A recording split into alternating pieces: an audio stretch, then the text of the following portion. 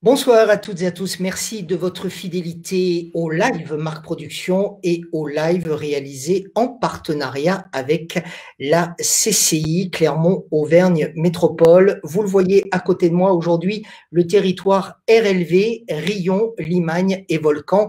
Plusieurs invités sont d'ores et déjà connectés. Vous connaissez le principe de notre émission. Vous vous connectez vous-même sur ce canal Marc Production. Vous intervenez à travers le chat, vous posez des questions à nos invités, vous réagissez à ce qu'ils disent. En tout cas, vous êtes les bienvenus. Puis vous pouvez aussi liker tout simplement, c'est le principe de Facebook, et partager à votre tour.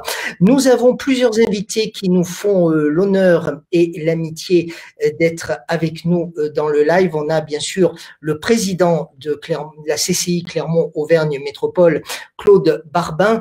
Merci Claude Barbin de votre confiance et de votre présence régulière à nos lives. On a aussi le sous-préfet de Thiers chargé du plan de relance, Étienne Calalo, qui est avec nous et qui interviendra tout à l'heure. Et puis, on a un certain nombre d'invités du territoire de Riom, Limagne, Volcan. Nous avons Pierre Pécoul qui est également avec nous. Peut-être est-il d'ailleurs depuis la mairie de Riom, puisqu'il est le maire de Riom. Nous avons aussi des entrepreneurs. Nous avons Pascal Villemagne qui est le directeur de Carbogène. Merci Pascal Limagne d'être avec nous. Nous avons également Frédéric Bonichon, président d'RLV, qui nous rejoindra dans un moment, et Damien Aurousseau, lui aussi qui est présent. Damien Aurousseau est le directeur de Volvic Organic Resort. Une première réaction, Claude Barbin, elle est sur les lives d'ailleurs que nous réalisons. C'est le troisième du nom.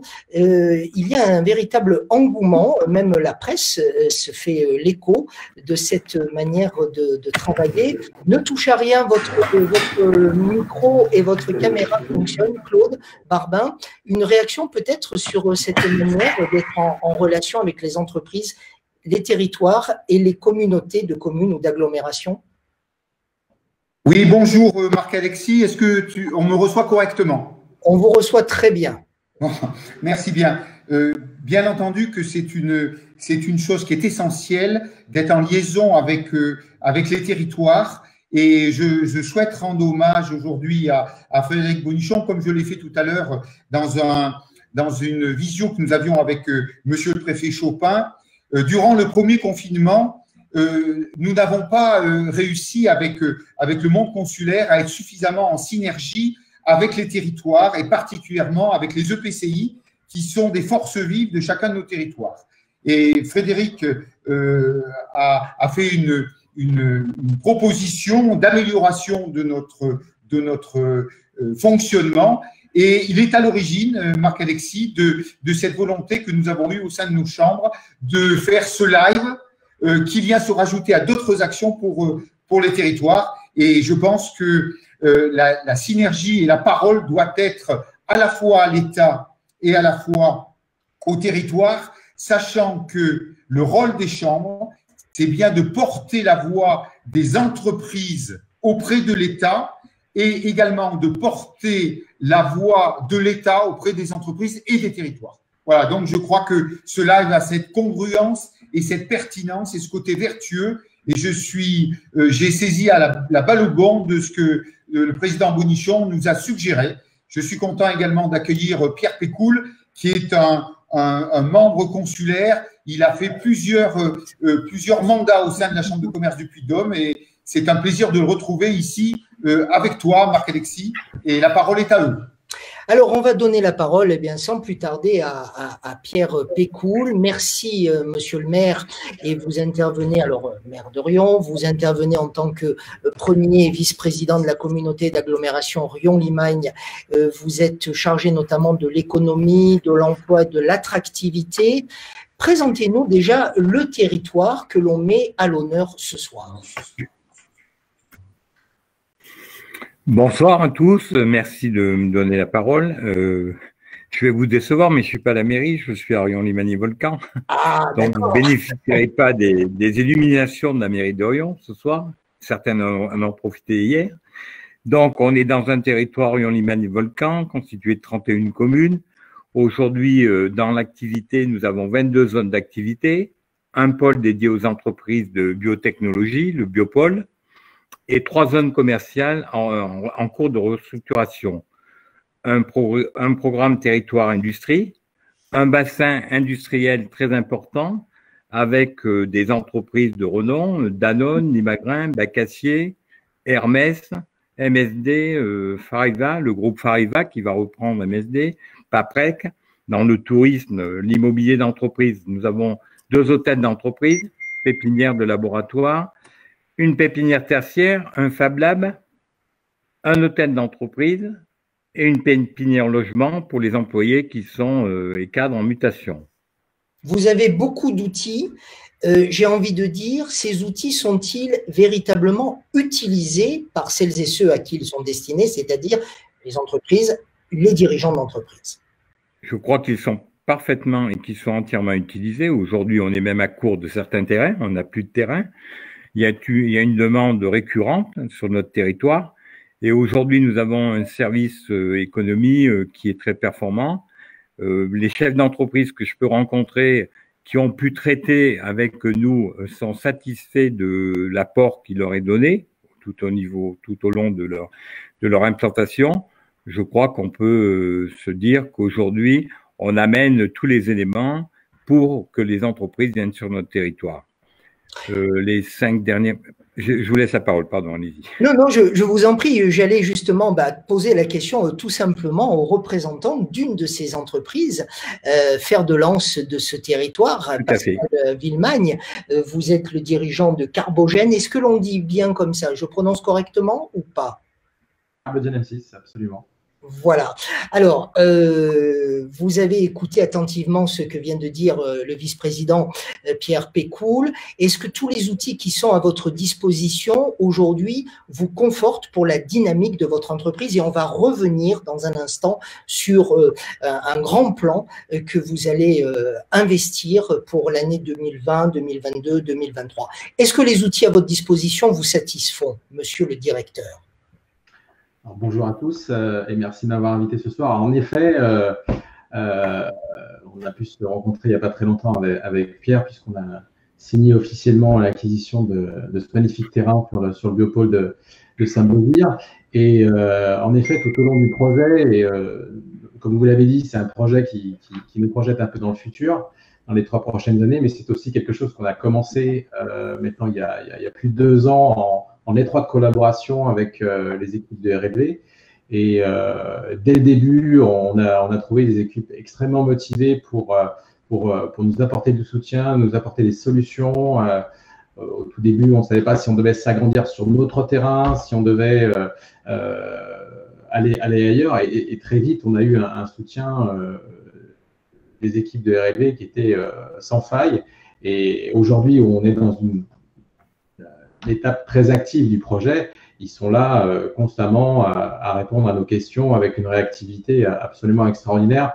Et en tant qu'entrepreneur, c'est vrai qu'on a plutôt tendance à dire oula, si on doit travailler avec les services, les territoires et l'État, c'est quelquefois difficile. Et là, en aucun cas, c'est même extraordinairement réactif.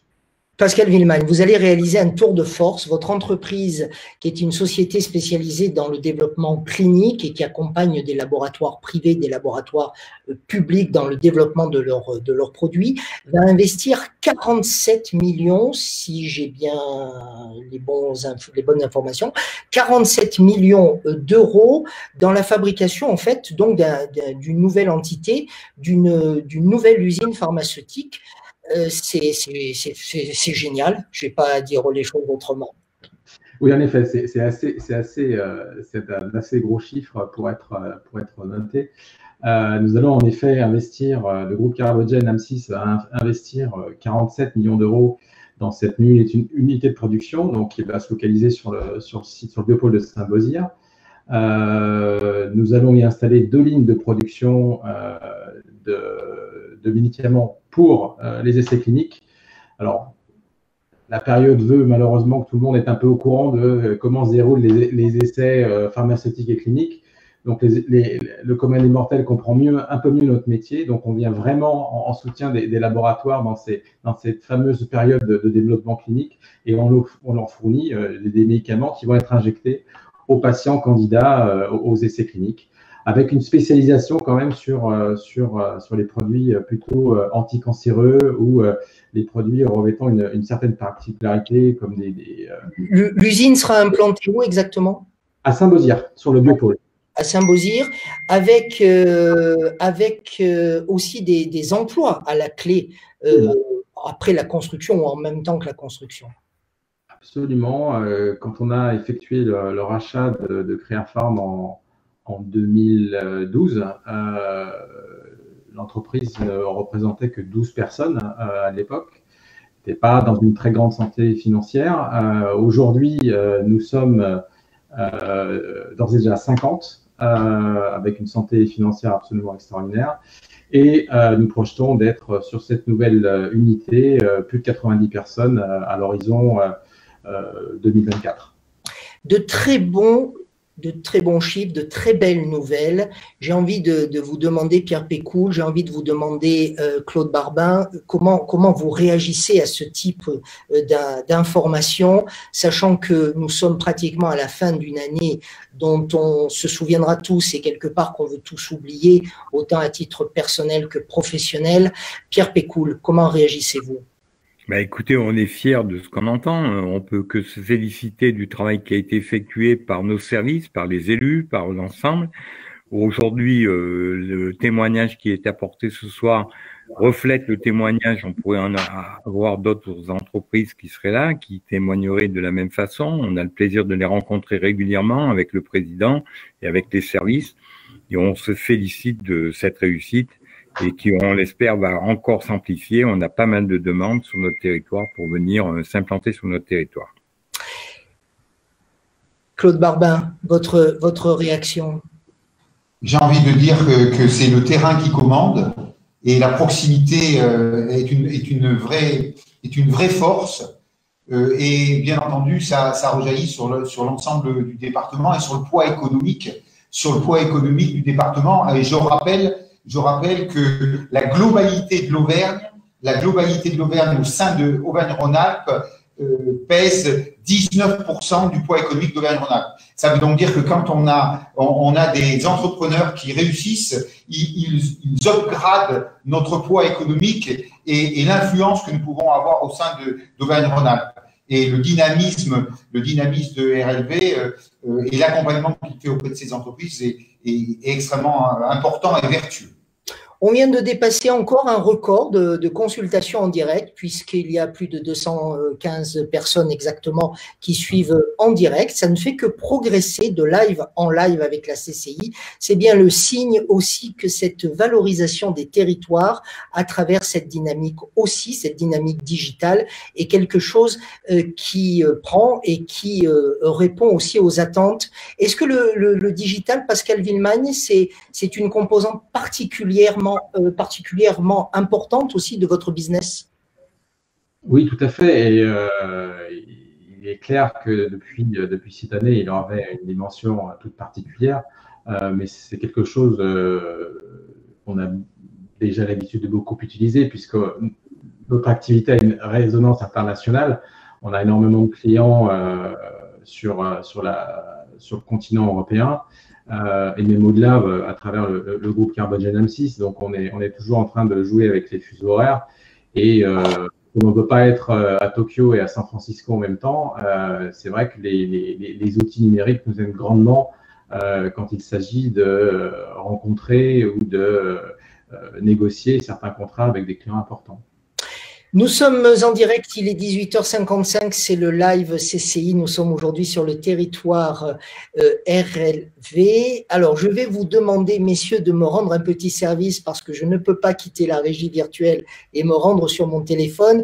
Je voudrais que Pierre Pécoul, de manière très simple, envoie un SMS à Frédéric Bonichon pour lui proposer de se reconnectés. Et je voudrais que Pascal Villemagne ou Claude Barbin fassent de même avec Damien Aurousseau pour que lui aussi se reconnecte. Ou Pascal Villemagne le fait pour Damien Aurousseau et Claude Barbin le fait pour le sous-préfet. On verra comme ça qui a les numéros de qui.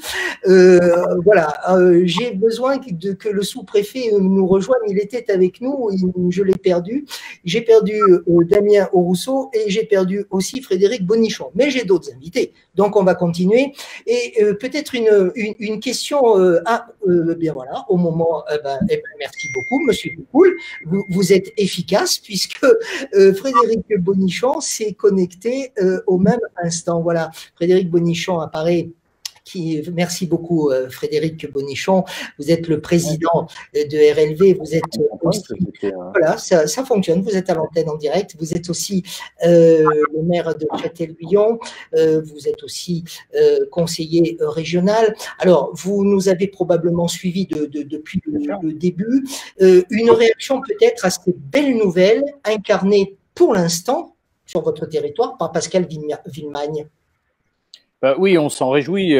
Pardon, j'ai évidemment tout écouté et j'attendais qu'on me cède la parole, donc j'étais dans la file d'attente, mais j'ai bien tout écouté, tout vu, tout entendu. Il n'y a pas eu de bêtises d'audit, donc c'est parfait. Moi, je suis évidemment ravi.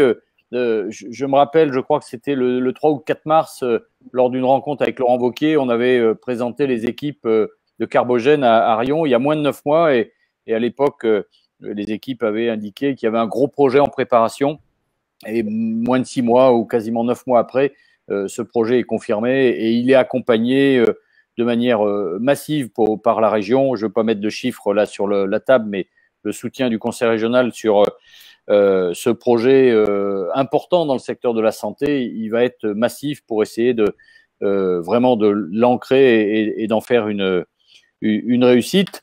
On a une année, effectivement, Marc, Alexis le disait, elle est exceptionnelle et elle est hors norme, à la fois des aventures économiques extraordinaires et on aura fait cette année entre Carbogène, entre Hermès, entre la reprise de MSD par Fareva, des investisseurs extrêmement importants qui sont venus sur le territoire et puis une année exceptionnelle avec le nouvel établissement thermal à Châtel, mais une crise Covid qui réduit une saison touristique, qui réduit une saison thermale, qui perturbe tous nos acteurs de l'événementiel et de la restauration.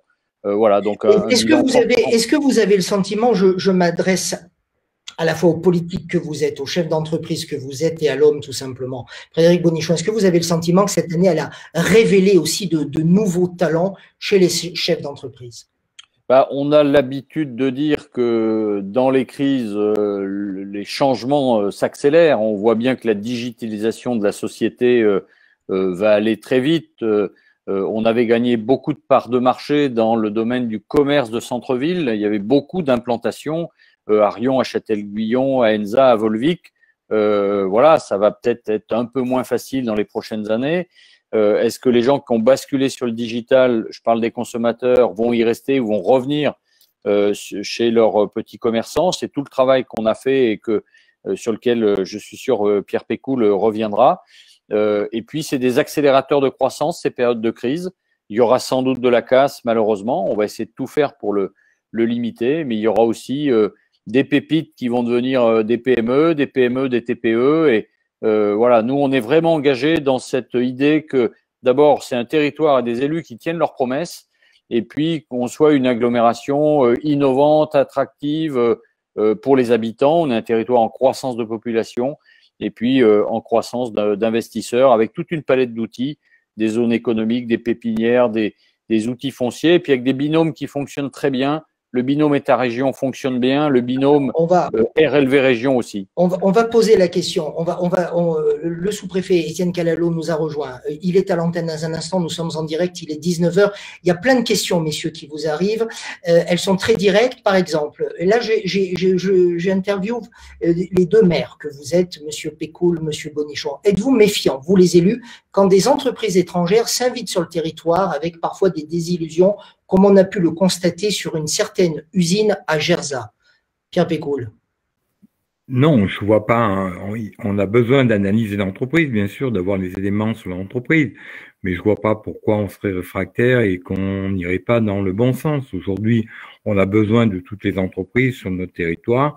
On étudie les dossiers et après, si on sent qu'il y a une véritable volonté, on va les aider et avancer sur le dossier. Frédéric Bonichon.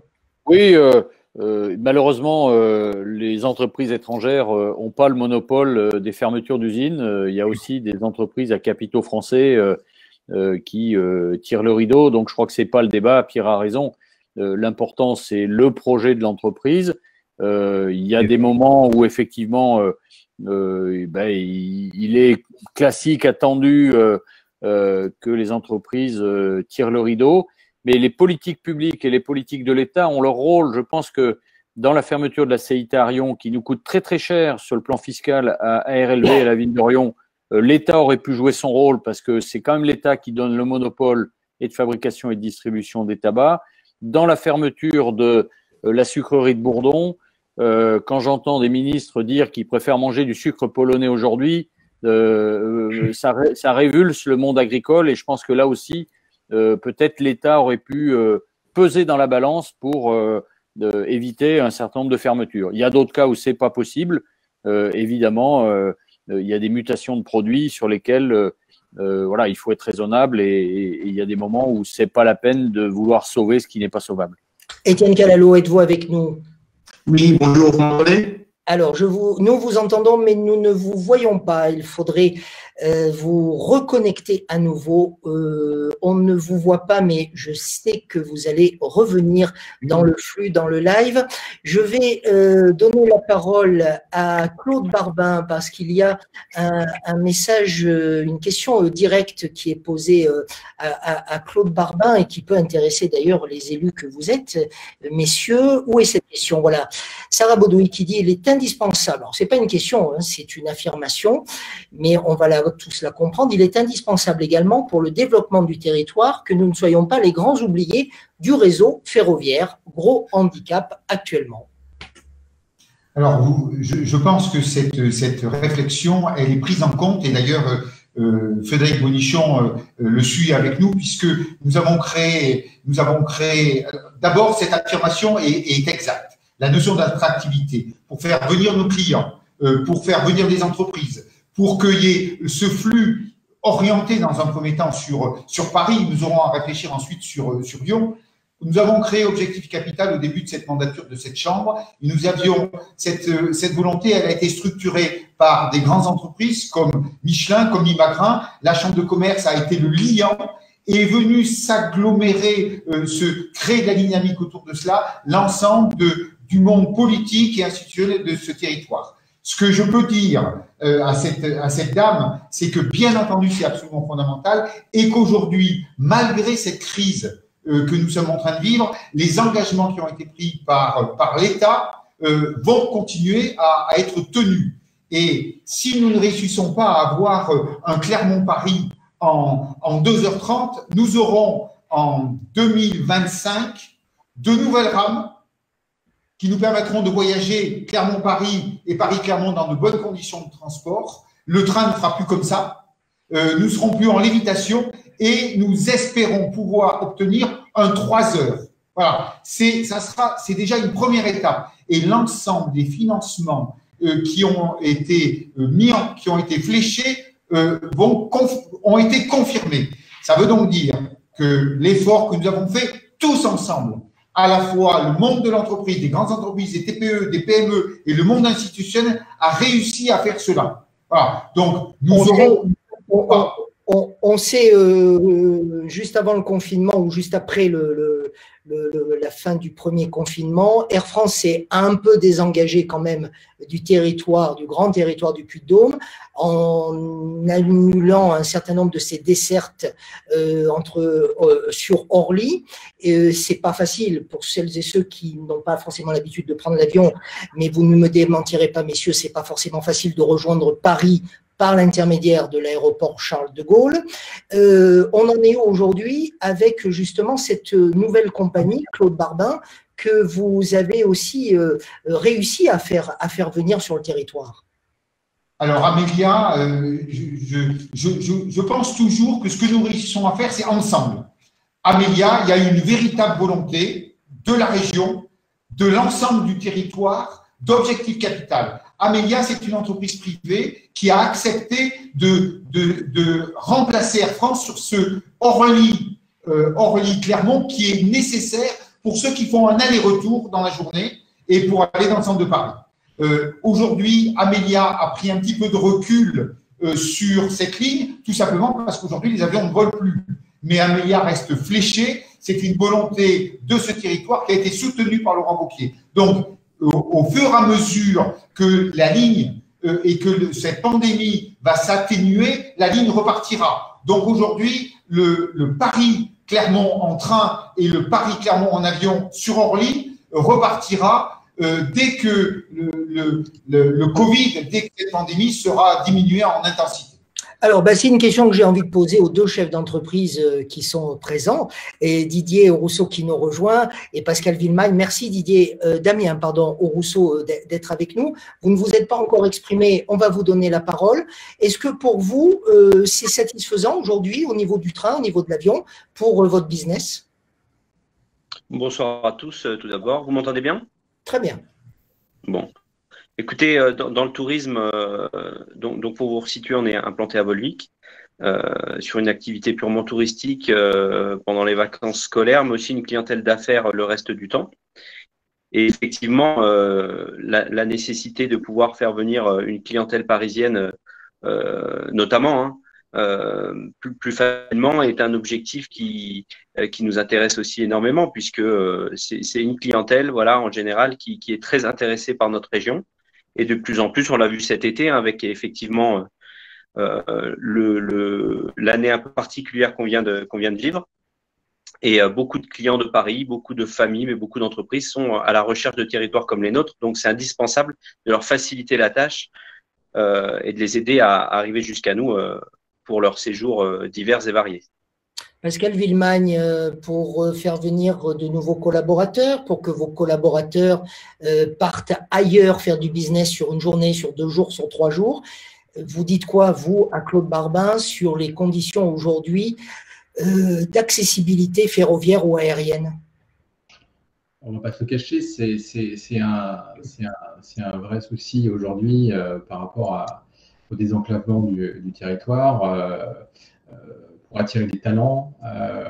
Le confinement a de ça de positif, c'est qu'il va pousser les gens à sortir des grandes métropoles et aller rechercher une qualité de vie ailleurs. Et je pense qu'il faut prendre ce train-là et essayer de rendre nos territoires attractifs parce qu'on a une belle qualité de vie, mais à condition qu'on ait une bonne connexion aussi avec ces grandes métropoles où c'est un centre névralgique, c'est là où on va pouvoir éventuellement, comme vous l'avez dit, faire du business, mais aussi éventuellement pouvoir rechercher des spécificités sur des métiers particuliers. Donc, la connexion, c'est ce qui crée l'économie. C'est une condition sine qua non. J'entends avec bonheur qu'on va pouvoir avoir une connexion avec Paris dans de bonnes conditions en 3 heures. Ce sera déjà un grand progrès. La connexion aérienne, évidemment, sur la journée à Paris avec Orly est très intéressante. Après, c'est vrai qu'on utilise beaucoup les aéroports parisiens comme des hubs pour pouvoir se déplacer dans le reste du monde. Pour faire venir nos clients, on a énormément de clients à l'international et on a besoin d'une bonne connexion pour les faire revenir sur le territoire, ça c'est évident. Donc, s'il y a une vraie volonté d'aller dans cette direction, on ne peut que la souligner et en demander encore plus. Il est 19h10, nous sommes toujours en direct. On va accueillir Étienne Calalo, le sous-préfet. Voilà, on a plaisir à le retrouver. Il nous sourit. On a eu un peu de mal ce soir, monsieur le sous-préfet, mais vous avez assuré, allez, j'ose le dire, sous-préfet, vous avez assuré et vous êtes en direct. Merci d'être avec nous. Vous êtes un fidèle du live puisque, au-delà de votre casquette de sous-préfet du côté de Thiers, vous êtes le préfet justement en charge du plan de relance ici sur le territoire plus du Puy-de-Dôme. Vous vouliez ce soir, m'avez-vous dit, vous adresser directement aux élus de RLV que sont M. Bonichon, que sont M. Pécoul, pour leur dire qu'il y a des aides dont les entreprises peuvent bénéficier et elles ne le font pas suffisamment. Étienne Calalo. Oui, tout à fait. Peut-être pour commencer, un maxima culpa pour voilà, cette difficulté à me connecter, mais parfois c'est le live qui veut ça. Et donc saluer Monsieur le Président, Monsieur le Vice-président, Messieurs les chefs d'entreprise. J'ai pu entendre parfois, mais par intermittence, donc les propos qui ont été tenus. Et en introduction, dire, comme l'avait souligné le président Barbin, qu'effectivement, avec RLV, dès le départ, lorsqu'on a mis en place ce groupe d'appui opérationnel aux entreprises, RLV a été très moteur, a travaillé, a eu des initiatives très heureuses sur les masques et sur un certain nombre d'outils pour mobiliser à la fois les aides d'urgence de l'État, mais aussi de la région. Et il est vrai que aujourd'hui, le constat que l'on fait, s'agissant donc du plan de relance, je rappelle le plan de relance dans sa globalité, c'est quand même 100 milliards à 3 axes, transition écologique, compétitivité et puis aussi cohésion territoriale. On se rend compte que, surtout dans un territoire aussi dynamique, avec des clubs d'entreprises dynamiques et puis une intercommunalité dynamique comme à RLV, nos entreprises, celles donc de RLV, pourraient bénéficier encore davantage des fonds disponibles. Je vais vous donner un exemple. J'étais la semaine dernière avec le préfet, on a rencontré les entreprises de la plasturgie. Il y avait notamment une pépite qui est donc à Rion, l'entreprise Carbolis, donc qui a été justement célébrée puisqu'elle a mis au point un dispositif qui permet donc d'avoir un plastique 100% recyclable. Et donc c'est très intéressant. Et donc finalement il y avait cette entreprise et d'autres qui nous disaient nous faisons des demandes dans le cadre du plan de relance, mais nous n'avons pas toujours des réponses, ou bien nous ne savons pas finalement quel est le bon dispositif à activer. Et c'est pour ça. Ah, alors, une réaction, je crois, bon, on a une petite coupure de faisceau avec le sous-préfet, une réaction, Frédéric Bonichon. Est-ce que les entreprises, en fait, ne savent pas à qui demander pour obtenir ces aides ? C'est toujours, alors on parle toujours du train qui n'arrive pas à l'heure, on avait parlé du train tout à l'heure, que ce soit nos équipes, et je salue toute l'équipe Attractivité avec Pierre Pécoul en élu responsable et Cécile Chaput, et puis le travail que nous avons avec la Chambre des métiers et la Chambre de commerce, nos partenaires. Aujourd'hui, quand un chef d'entreprise vient nous voir, nos équipes connaissant bien les dispositifs qui bougent d'ailleurs souvent dans la semaine, ce qui est vrai le lundi a été modifié le jeudi ou le vendredi, on arrive à donner les bonnes infos. Mais dans tout ça, on est toujours en train de lancer des filets dérivants et il y a des poissons qui passent au travers. Donc, on peut toujours trouver le cas d'une entreprise qui n'est pas au courant de tel ou tel système d'accompagnement. Ce qui nous paraît important, c'est que les choses soient claires. Et le seul petit reproche que l'on pourrait faire à un certain nombre de dispositifs de l'État, que ce soit vis-à-vis des collectivités ou vis-à-vis des entreprises, c'est que les procédures, on est souvent sur des procédures un petit peu complexes de type d'appel à projet, les critères sont pas toujours parfaitement connus à l'avance, etc. Donc, plus les choses sont claires, plus un chef d'entreprise, il sait que ici, il peut avoir 10 ou 20% de subvention pour tel ou tel type d'investissement ou de projet. Généralement, ça va très vite. Et c'est pareil pour les élus. Ah. Eh bien, décidément, il y a des problèmes de connexion ce soir. Je vais poser la même question à Pascal Villemagne. Qu'avez-vous envie de dire, monsieur, pour que voilà, le soutien se poursuive, mais dans la bonne direction? Écoutez, on se sent déjà soutenu. On se sent même très soutenu. On a été accompagné Frédéric Bonichon l'a mentionné fortement dans notre projet, donc on en est très très heureux. Mais pour revenir sur cet aspect de financement et de prendre relance, c'est vrai que d'un point de vue d'entrepreneur, de temps en temps, on a un grand chiffre, une belle annonce, mais que derrière, quand pratiquement il faut aller faire ces démarches, elles sont plus complexes. On a été sollicité pour faire des appels à la candidature. On arrive parfois sur des plateformes qui ne sont pas très bien développées, dans lesquelles on ne sait pas trop si finalement on a réussi à mettre notre dossier en ligne. Donc, et on l'a dit, hein, dans notre métier, dans nos métiers d'entrepreneurs, il faut qu'on aille malheureusement très très vite. Et dès que quelque chose ne fonctionne pas, on passe à autre chose. Et donc, on finit par passer à travers les trous de la raquette et pas pouvoir bénéficier de temps en temps de ces aides. Alors, dans notre cas, on est plutôt bien nantis, on a été très très bien accompagnés, mais j'imagine que pour d'autres entrepreneurs avec des projets peut-être plus modestes et moins de visibilité, ils auront un peu plus de difficultés.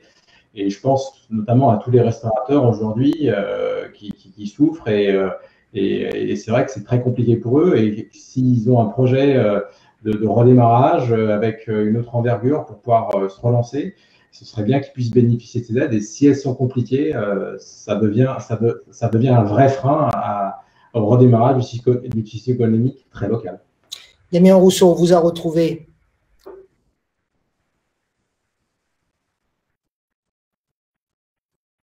Bon. Difficulté avec Damien Rousseau. Oui. Ah si, alors allez-y. Alors du coup, oui, pour répondre à votre question, on a toujours été accompagné par RLV depuis le début de nos projets avant exploitation et puis même pendant. Le fait est que depuis cette crise, on a tâché d'être assez autonome sur la demande d'aide. Il n'y en a pas eu énormément puisqu'on a surtout bénéficié des fonds de solidarité de l'État. Donc on est assez autonome là-dessus, mais on sait qu'il y a des référents à qui on peut demander de l'aide là-dessus. Donc voilà, je pense c'est plutôt le message que je voulais passer ce soir. Je pense plutôt aux restaurateurs, aux plus petites entreprises comme nous qui n'avons pas de visibilité sur la reprise. C'est plutôt ça qui est compliqué à gérer, plutôt que les aides au quotidien où on a assez, c'est assez simple, je dirais, jusqu'à maintenant. Donc l'idée, c'est plutôt de se projeter, de voir comment on pourra rebondir dans quelques temps parce que le temps passe. Et ça fait bientôt 1 an que la situation dure. On n'a travaillé que 4-5 mois dans l'année. Et les choses commencent à être assez compliquées pour le futur et pour même le printemps qui arrive. Donc voilà, c'est plutôt là où on aura besoin peut-être de se concerter avec tous les acteurs du territoire pour peut-être faire des choses en commun, pour recommuniquer encore plus fort quand on pourra, pour attirer voilà, du monde à la réouverture. Pierre Pécoul, une phrase de conclusion parce que c'est maintenant vraiment la fin de notre entretien. J'irai dans le sens du président, si vous voulez, qui a dit que quand on était tous ensemble, on avançait beaucoup plus vite. Je crois que les chefs d'entreprise l'ont prouvé. Aujourd'hui, les aides qu'ils attendent sont importantes, mais surtout, c'est la crise qui les inquiète. Et demain, ils ont tous envie de reprendre le travail. Vivement que tout ça, on y voit un peu plus clair et qu'on puisse avancer. Merci beaucoup, Frédéric Bonichon. Un mot à moi? Oui, si vous le souhaitez. D'accord. Je crois que c'était un merci. Moi, je faisais un merci et au revoir. Non, simplement redire que Damien Rousseau en est un exemple et dans le domaine touristique de Vulcania à l'ouest et Dieu sait si cet équipement m'est cher, en passant par Volvic, par la ville d'art et d'histoire de Rion, par les Limagne, les projets de Limagrin à Saint-Ignat, le Biopôle, Rion, le développement thermal et pleine santé à Châtel, l'image de Volvic. Bref, on a un territoire incroyable pour faire face à la crise et pour être résilient, pour employer un qualificatif d'actualité et attirer de plus en plus de gens, d'entrepreneurs et de gens qui viennent simplement vouloir vivre en harmonie sur ce territoire. Voilà, on peut trouver sa place sur le territoire des RLV avec l'aide de toute l'équipe économique, État, région, consulaire. C'est un travail d'équipe. Merci beaucoup. Allez, cette fois-ci, c'est vraiment le mot de la fin.